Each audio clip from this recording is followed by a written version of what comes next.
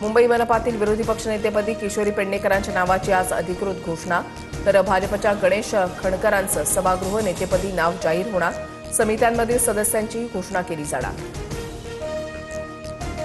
गुजरातमधील जिग्सा शहा यांच्याकडून अलिबागमध्ये जमीन खरेदी. मी आणखी बोललो तर विधानसभा अध्यक्षांना राजीनामा द्यावा लागेल, राऊतांचा नार्वेकरांना इशारा. माझा प्रकरणाशी संबंध नाही, राजकीय भांडवल करण्याची संजय राऊतांची जुनी सवय. स्वतः पत्राचाळ घोटाळ्यामध्ये जेलमध्ये जाऊन आल्याचं राऊत विसरलेत का, आरोपांवर राहुल नार्वेकरांचं उत्तर. सातारा जिल्हा परिषदेमध्ये सत्ता स्थापनेवरून सस्पेन्स कायम. अध्यक्ष भाजपचाच होणार, जयकुमार गोरेंचा दावा. तर शिवसेना राष्ट्रवादी एकत्र असून आम्हाला प्लॅन बी ची गरज नाही, शंभूराज देसाईंची ठाम भूमिका.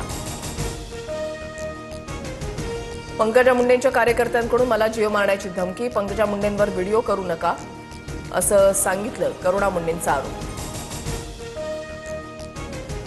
T20 सामन्यामध्ये भारताचा पाकिस्तानवर दणदणीत विजय. 61 धावांनी भारताचा विजय.